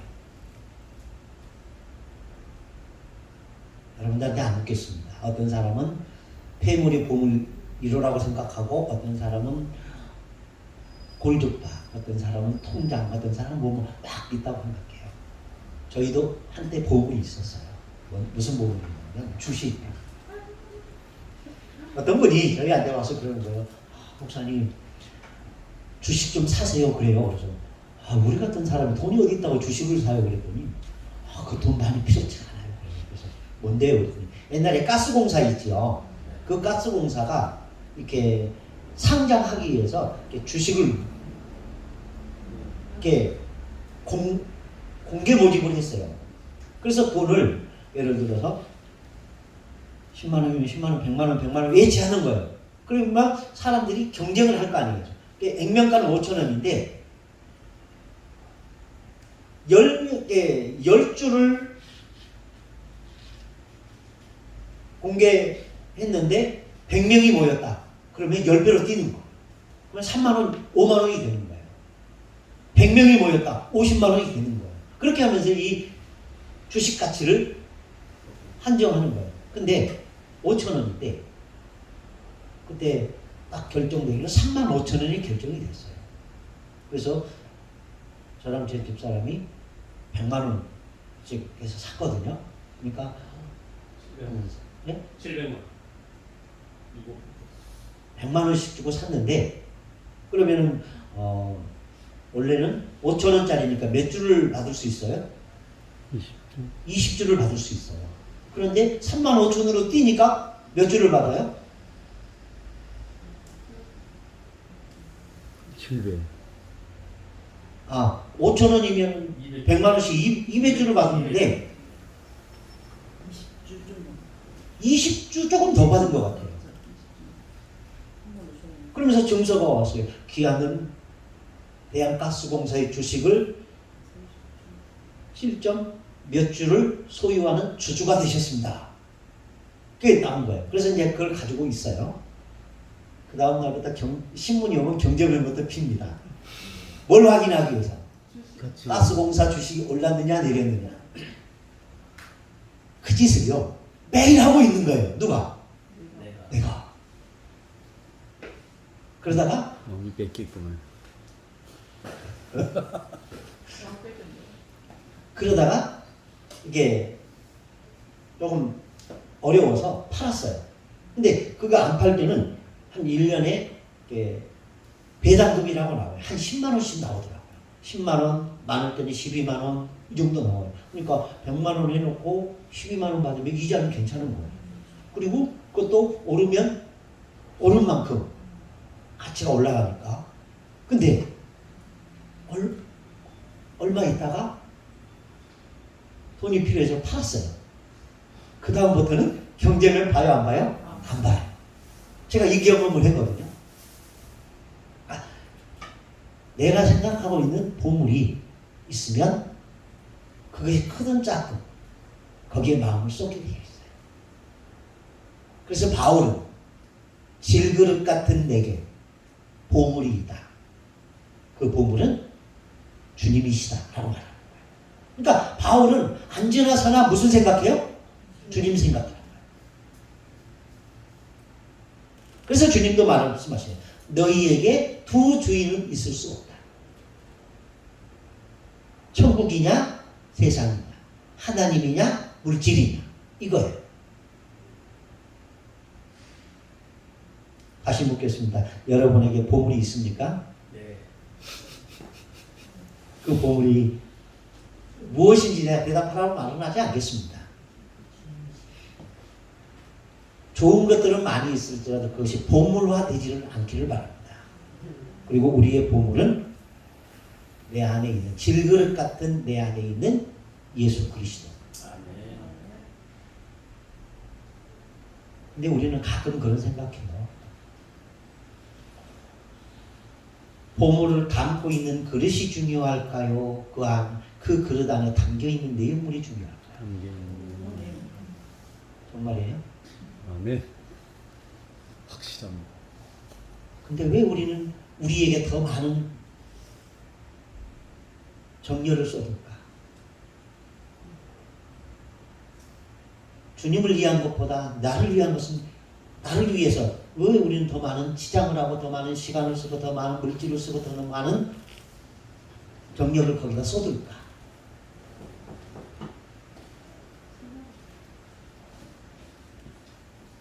참 아이러니해요. 그렇죠? 어느 날 주님 앞에 갔는데 보물함은 금은 보석으로 막 장식을 했는데 딱 열어보니까 돌멩이였다. 그러면 어떻게 되겠어요? 그러면 그 보물함을 애지중지하겠어요? 내팽개치겠어요? 내팽개치는 거예요. 근데 보물함은 정말 누가 거들떠보지도 않을 것 같아요. 근데 딱 열어보니까 그 안에 금덩어리가 있어요. 그러면 어떻게 하겠어요? 사람들이 그 금덩어리를 여기서 보물함을 치장하겠어요? 아니면 그대로 놓겠어요? 시장 조선 보물함을 치장한 순간 도둑놈의 타깃이 돼요. 세상은 그래요. 그러니까 세상이 여러분을 타깃으로 삼지 않도록 여러분에게 치장하지 마시고 여러분 안에 있는 예수님께 관심을 더 기울이시기 바랍니다. 아멘. 별것도 아닌데 시간을 너무 많이 먹었습니다. 자, 7장.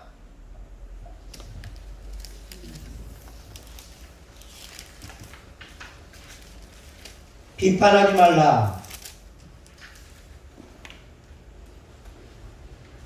그리해야 너희가 비판받지 않는다. 맞는 말이죠? 7절 보겠습니다. 시작. 7장 7절. 구하라 그러면 너희에게 주실 것이요 찾으라 그러면 찾을 것이요 문을 두드리라 그러면 너희에게 열릴 것이니 8절. 구하는 이마다 찾는 이가 찾아낼 것이요 두드리는 이에는 열릴 것이니라. 자, 구하라, 찾으라, 두드리라. 이거 무엇을 의미할까요?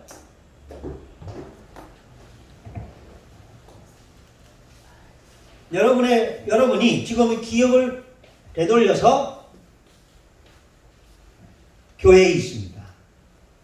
여러분의 목사님들이 설교한 내용을 한번 회상해 보십시오. 구하십시오, 찾으십시오, 두드리십시오. 뭐 하라는 얘기예요?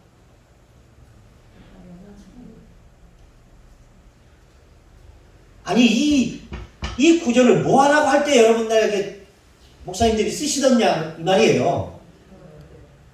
뭐 하라고 할 때? 기도하라고 할 때.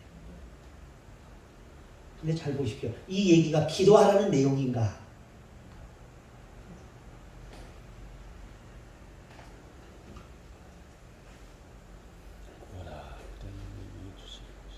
이 내용이 정말 기도에 관한 내용인가? 그러니까 7절부터 13절까지만 똑 빼서 보면 기도의 내용과 흡사해요. 그런데 마태복음 5장 1절부터 7장 마지막 절까지 놓고 보면 이 내용이 기도에 관한 내용인가? 뭘 찾으라는 거예요? 천국을 찾으라는 거예요. 천국을 찾기 위해서 너희는 그렇게 구하라. 천국을 구하라. 천국을 찾으라. 천국의 문을 두드리라. 이 얘기하는 거예요.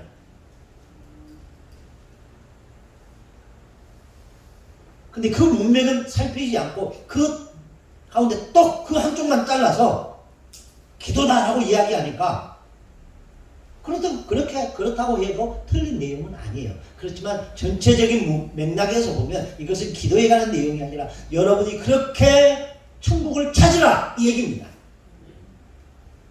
아들이 돌을 달라 하면 떡을 달라 하면 돈을 줄 자가 있겠느냐? 없다. 너희 아버지가 천국을 너희가 그렇게 찾으면 천국을 안 주겠느냐 이 얘기예요. 그러니까 여러분들이 설교를 하실 때 이렇게 이 부분을 기도에 관한 부분이다라고 설명하면 틀린 내용은 아니지만 주님이 보실 때 이 말은 기도에 관한 내용이 아니었다는 것은 분명해요. 그렇다면 이런 오류에 빠지지 않기 위해서는 어떻게 해야 되느냐? 성경의 앞뒤 문맥을 살펴서 그 말씀이 무엇을 의미하는가를 본질을 보라는 얘기입니다.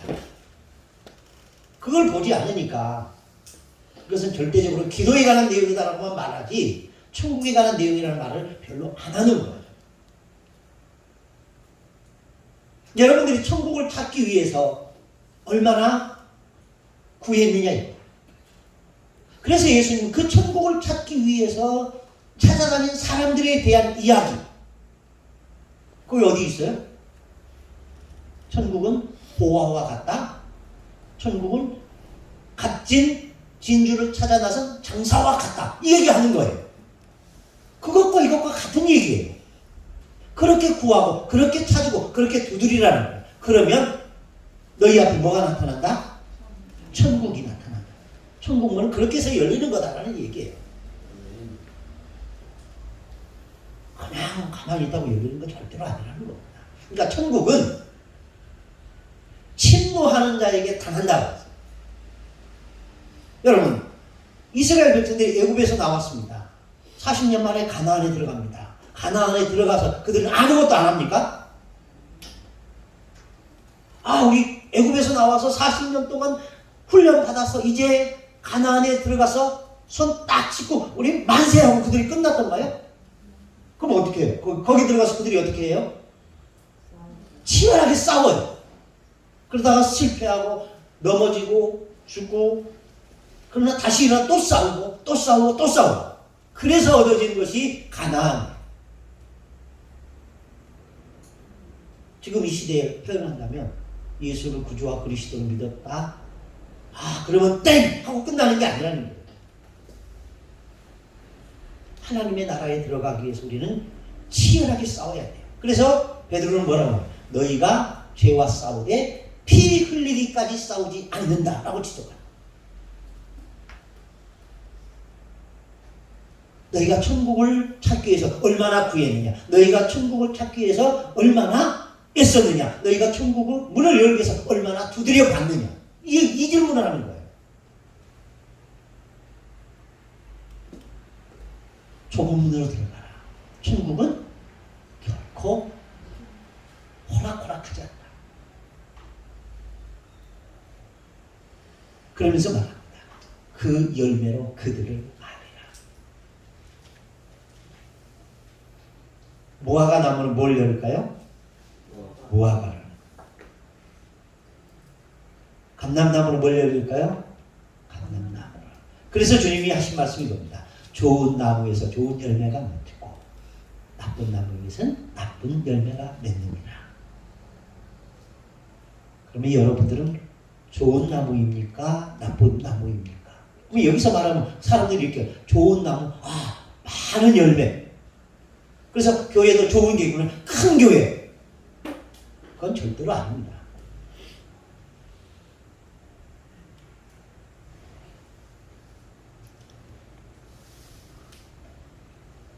그래서 21절 읽습니다. 시작. 주여 주여 하는 자마다 장기를 대답하시 하시오. 다만 하늘에 계신 내 아버지 뜻대로 행하는 자야 들어가리라. 22절. 나를 많은 사람이 하더러 이르되 주여 주여 우리가 주의 이름으로 선지자들을 보며 주의 이름으로 귀신을 쫓아내며 주의 이름으로 많은 권능을 행하지 아니하였나이까. 23절. 그때 내가 그들에게 밝히 말하되 내가 너를 도무지 알지 못하니 불법을 행하는 자들아 내게서 떠나가라 하니라. 네. 나더러 주여 주여 하는 자마다 다 천국에 들어갈 것이랍니다만 하늘에 계신 내 아버지의 멋대로 뜻대로 행하는 자야 들어간다. 그날에 많은 사람이, 여기에 주목하십시오. 그날에 어떤 사람이 아닙니다. 그날에 무슨 사람이? 많은 사람이 나더러 이르되 주여 주여 우리가 주의 이름으로 선지자 뭐하고? 노릇하고 주의 이름으로 귀신을 쫓아내며 주의 이름으로 많은 권능을 행하지 아니하였나이까. 여기서 우리가 주목해야 될 노릇이라는 거예요.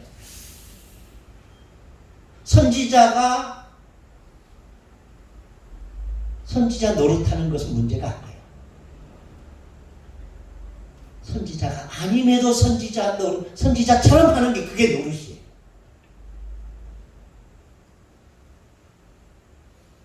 노아 벤샤라는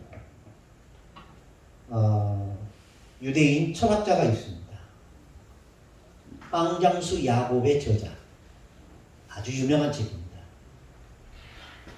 근데 이 노아 벤샤는 선지자를 이렇게 얘기합니다. 선지자는 뭐뭐 하기 전에 듣는 자, 이렇게 말합니다. 그러니까 그 뭐뭐 하기 전에, 이것은 말하기 전에, 행동하기 전에 듣는 자. 듣는다는 말은 누구의 말을 듣느냐, 이게 중요합니다. 하나님의 말씀을 듣는 자다 라는 겁니다. 그러니까 이 노아 벤샤는 선지자를 그렇게 해석을 한 겁니다. 어떤 가르침을 전하기 전에 그는 먼저 하나님의 말씀을 듣는 자였다 라는 얘기입니다. 그런데 하나님이 꿈으로도 계시하지 아니하고 어떤 이적으로도 나타내지 아니하였는데 내가 하나님의 계시를 받았다, 내가 하나님의 뜻을, 내가 하나님의 말씀을 들었다라고 말하면서 가르친 사람들이 있었습니다. 그런 사람들을 가르쳐서 뭐라고 하냐, 거짓 선지자, 이단이라고 말합니다.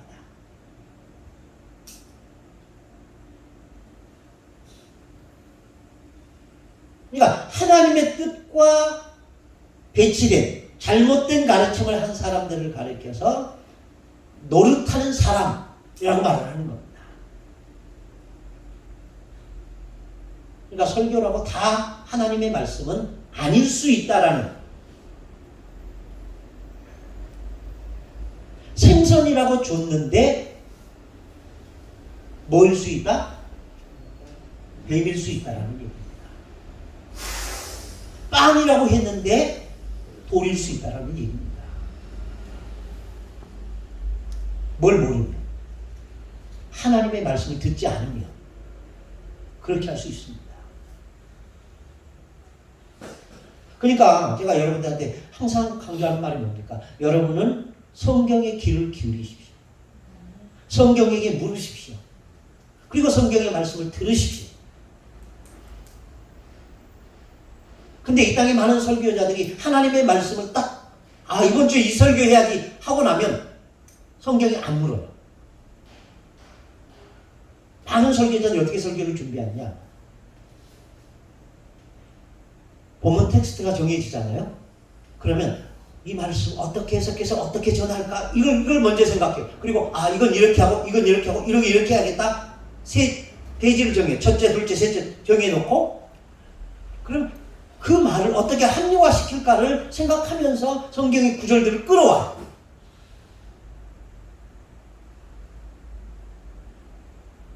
그래서 예를 들면 구하라, 찾으라, 두드리라, 이 말을 기도구나. 구하라. 어떻게 구할까? 솔로몬처럼 구하라. 찾으라. 어떻게 찾을까? 누구처럼 찾을까? 막 이걸 이제 성경에 있는 지식들 총동원해서 끌어온 거기다 맞추는 거예요. 그러놓고 나서 이 사람들처럼 기도하십시오. 그럼 여러분 응답 받습니다. 그러면 성도들은 아멘 하고 열광해요. 근데 주님은 저 천상에서 들으시고 이런 생각하시고 저건 내가 원하는 뜻이 아니었는데. 그럼 그 뭐가 되냐? 그럼 결국 그건 노릇한 거예요. 무슨 노릇? 선지자 노릇하는 거예요. 그런 운을 범하지 않기 위해서 제가 항상 여러분들이 강조하는 바 하나님의 말씀에 귀를 기울이십시오. 앞뒤 문맥을 절대로 무시하지 마십시오.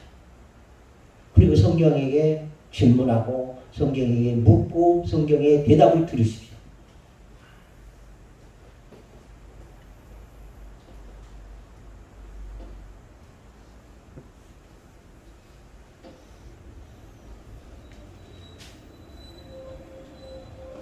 자, 마태복음 7장 24절부터 27절까지 읽어보겠습니다. 시작.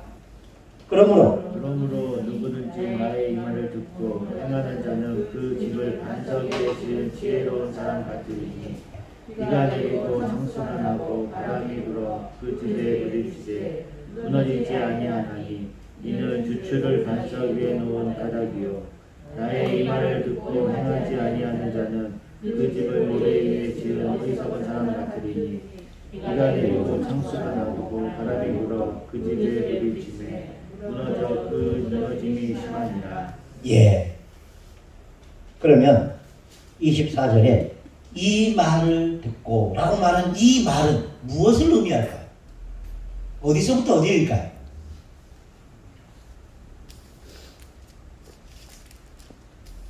이 말이 구체적으로 지시하는 말은 무슨 내용을 의미할까요? 쉽게 말하면요. 마태복음 5장 1절부터 7장 20절, 23절까지 내용을 지칭하는 겁니다. 그리고 이걸 좀 더 학대 해석한다면 성경의 전체 말씀이라고도 해도 결코 틀린 말씀은 아닙니다. 계시록 1장으로 한번 넘어가 보겠습니다.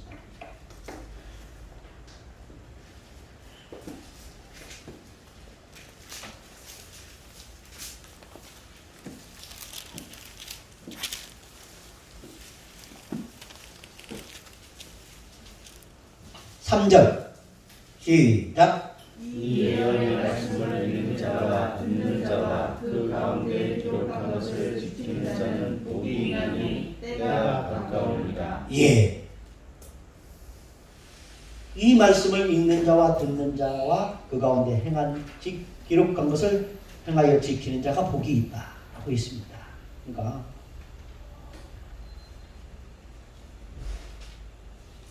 예수님의 말씀은 어디나 다 같습니다.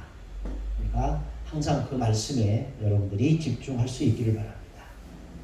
자, 그 다음에 예수님의 기적과 이적 사역입니다. 8번째 53페이지 박스 밑에서 두 번째 6 보셨죠?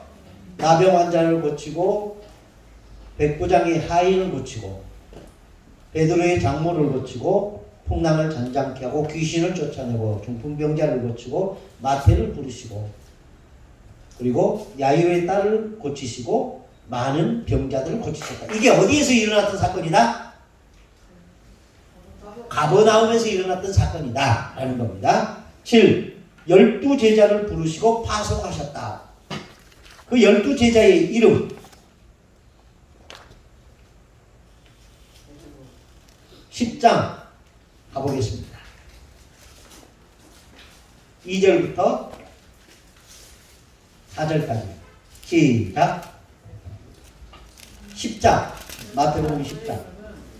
열두 사도의 이름은 이러하니 베드로라 시몬을 비롯하여 그의 형제 안드레와 세베대의 아들 야고보와 그의 형제 요한 빌립과 버달로베, 도마와 세리 마테, 알페오의 아들 야고보와 다데오, 가나안인 시몬 및 갸로 유다 곧 예수를 반 자다. 예.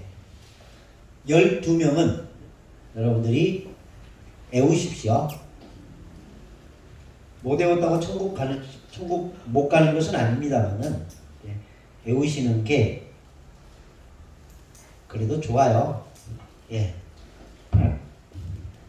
8번째, 예수님의 여러 가지 가르침, 세례 요한의 사역을 인정하신 마태복음 11장 1절에서 19절 한번 보시고요. 9번째, 자연을 통치하시는 예수님의 능력, 마태복음 14장 13절부터 34절까지. 여기에서 이제 오병이의 기적을 나타내시고 나서 물 위를 걸으신 사건, 이것은 요한복음 6장과 이 예수님의 여러 가지 사건들 가운데, 기적과 이적 가운데 유일하게 사복음서에 다 기록된 사건이 오병이의 기적입니다. 무슨 말인지 아시겠죠? 예. 왜 예수님의 그 많은 기적과 이적들이 많은데 이 오병이의 기적을 사복음서가 다 기록하고 있을까? 왜 그럴까요?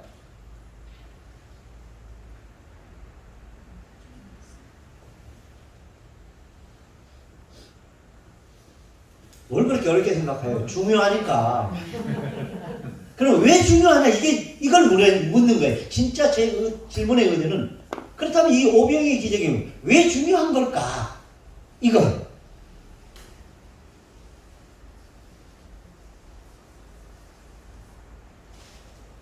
자, 한 5분만 쉬었다 할게요. 여러분들이 집중 못 하시면. 5분 쉬었다가